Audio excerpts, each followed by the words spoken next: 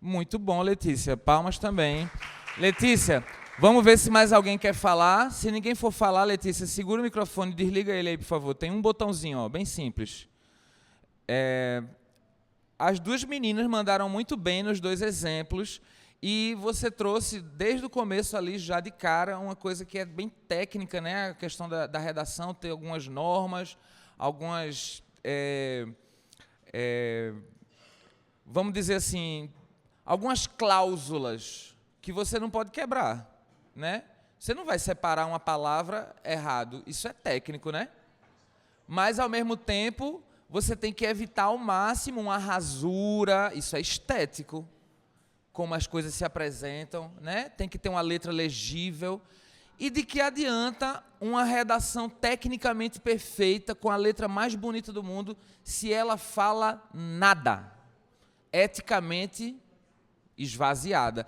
Mas aí o meu tripé não sai de cena. A pessoa que fez uma redação que só leva em conta o técnico e o estético, ela está colocando o ético também, só que ela não sabe. E esse meu raciocínio, minha gente, ele, quando é expandido, ele atinge a todos nós na sala de aula, do ponto de vista do professor e do aluno, quando a gente pensa, bom dia, fique à vontade, viu? Você quer entrar? É participante?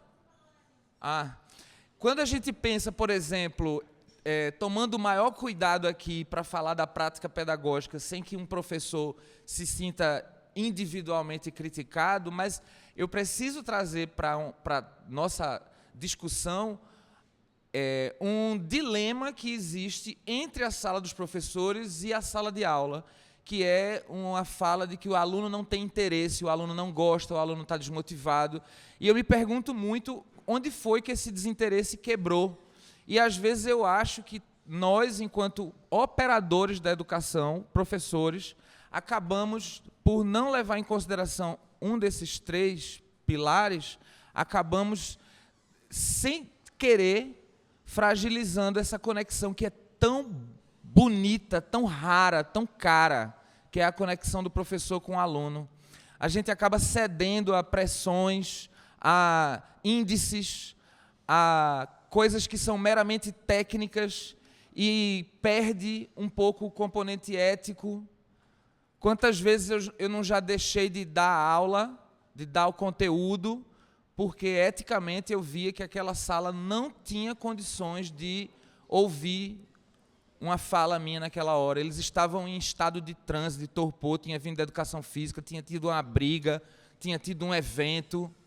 Então, eu tentar empurrar a goela abaixo, sem dialogar com eles, sem saber quem é meu público, eu acabo não levando o componente ética a sério.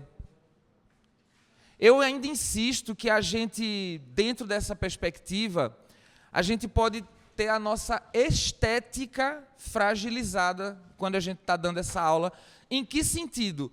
Nossa, eu sei todo o assunto e eu sou muito sensível ao meu aluno, mas eu não estou conseguindo criar uma série de apresentações desse assunto de forma que o aluno se sinta motivado, se sinta participante. Então, essa crítica que eu começo fazendo a nós mesmos, operadores, eu já quero botar logo ela na roda aqui, para que a gente supere ela, porque assim, é uma crítica, ao mesmo tempo, chamando a gente para a ação. A gente está vivo. Enquanto a gente está vivo, a gente tem esperança.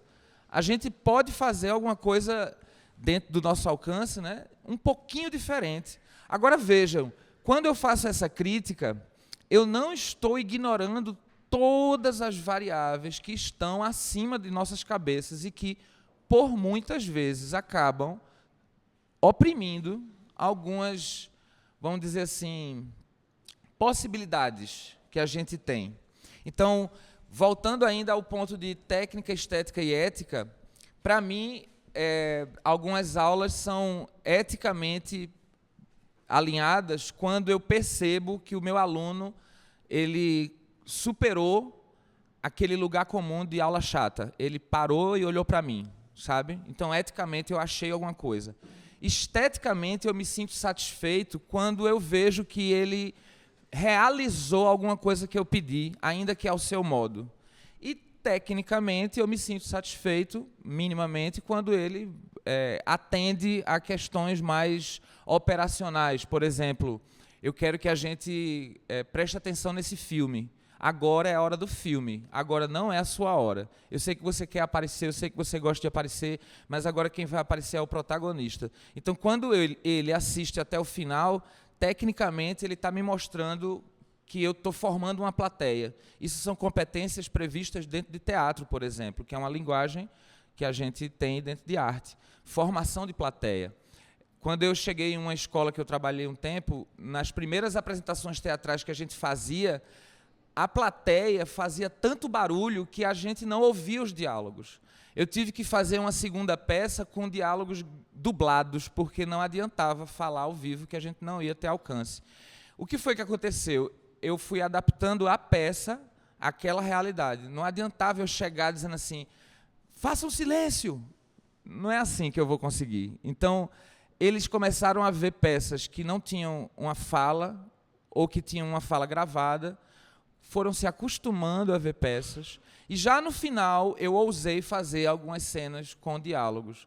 Mas assim, era uma plateia bastante hostil, era um trabalho longo a ser feito ali. Então, eu, enquanto professor, tinha que ter essa escuta, que às vezes ela tem um tempo que não é o tempo do agora. A escuta, ela às vezes tem o tempo do semear, o tempo que vai levar para isso chegar em algum lugar. Então, essa discussão ética, estética e técnica, ela está presente na minha vida o tempo todo. Eu trouxe para cá, bebi dos exemplos que as meninas trouxeram, falei de um exemplo meu de sala de aula, de como eu me vejo eticamente incompetente quando eu não consigo estabelecer essa ponte, né? Mas gostaria que, quando a gente olhasse para esse tripé, a gente olhasse para ele com generosidade. Não se sintam jamais assim criticados, né, em quaisquer um desses aspectos que nos aparecerem como desafiadores.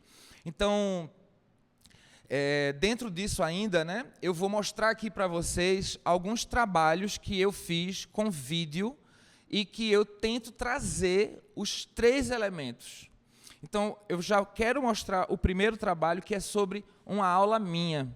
E aqui eu estou trazendo como exemplo da minha própria aula, porque eu acabei de falar do trabalho do professor, e foi um trabalho que durante anos eu sofri muito, briguei muito com meus alunos, eu disputei muito com meus alunos, como se eu tivesse querendo impor a minha hierarquia de professor regente daquela sala.